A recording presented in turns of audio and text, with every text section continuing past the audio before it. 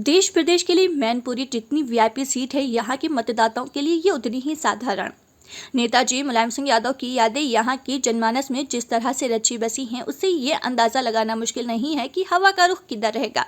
सपा के प्रत्याशी डिंपल यादव को जहां भाजपा प्रत्याशी जयवीर सिंह चुनौती दे रहे हैं, वहीं बसपा प्रत्याशी श्री प्रसाद यादव भी सेटमारी के लिए एड़ी चोटी का जोर लगाए हैं।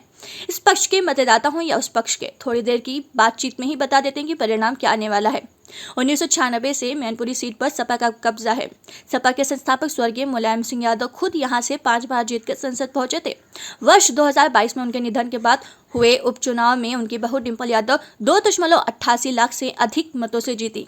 आखिर लगातार 28 साल से ये जादू कैसे चल रहा है, इस सवाल पर भोगाव बस स्टैंड पर मिले एक एडेड इंटर कॉलेज के प्रवक्ता राम खिलाड़ी कहते हैं कि इसकी वजह तो यहाँ के नज़ारे खुद बता देते हैं। एक्सप्रेसवे से कनेक्टिविटी है। मैनपुरी शिकोहाबाद रोड हो या इटावा कुरावली मार्ग, फराटे भरते वाहन विकास की गाथा सुनाते हैं। राजकीय इंजीनियरिंग कॉलेज, सैनिक school, government degree college, ITI और पॉलिटेक्निक युवाओं के बेहतर करियर के गवाह हैं। न सिर्फ मैनपुरी, बेवर और भोगाव बस स्टैंड, बल्कि गांव गांव तक 5.5 मीटर चौड़ी सड़कें खुद ब खुद विकास के किस्से सुना रही हैं। ऐसा नहीं है कि मैनपुरी में समाजवादी खेमे का विरोध नहीं है। नगला चुन्नी ग्राम के रघुवीर सिंह और कुंदन लोधी कहते हैं कि सपा सरकार आते ही यहाँ यादवों का आतंक बहुत बढ़ जाता है।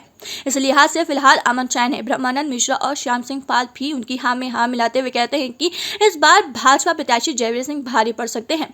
बुजुर्ग उजागर सिंह अहिर उनसे इत्तेफाक नहीं रखते। वो कहते हैं कि उपचुनाव में डिंपल यादव भोगाव विधानसभा क्षेत्र से भी 25,000 वोटों से जीते थे, जबकि यहाँ से विधायक भाजपा के हैं। सबकी बात काटते हुए मेहरबान सिंह राजपूत बोल पड़ते हैं कि हम तो फूल के साथ हैं।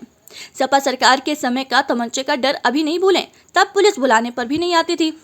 मैनपुरी के अग्रवाल मोहल्ला के देवीदत्त मिश्रा कहते हैं कि ये चुनाव राष्ट्रीय मुद्दों पर हो रहा है, इसलिए भाजपा आगे रहने वाली है।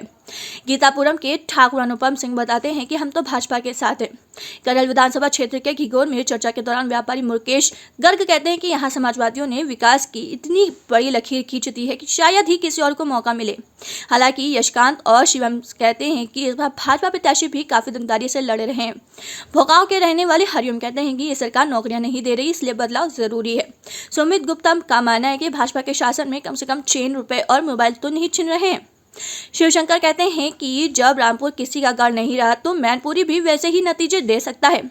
कटरा समान चौराहे पर मिले सुरजीत सिंह बताते हैं कि हमें पूरी उम्मीद है कि इस बार बयान भाजपा के पक्ष में रहेगी। रिंकू यादव कहते हैं कि जब तक यादव बहुल जसवंतनगर विधानसभा सीट मैनपुरी लोकसभा क्षेत्र के हैं, तब तक तो यहाँ से सपा को कोई नहीं हरा सकता। अरुण राघव और जयवीर सिंह कहते हैं कि मध्य प्रदेश के मुख्यमंत्री मोहन यादव के यहाँ आने से माहौल अच्छा हुआ है। आपको हमारी खबर कैसी लगी? आप अपनी कीमती राय जरूर दें और साथ ही अपने क्षेत्र की खबरों को देखने के लिए हमारे चैनल को सब्सक्राइब करें और बेल आइकन जरूर दबाएं, जिससे आपको हमारी वीडियो मिलती रहे।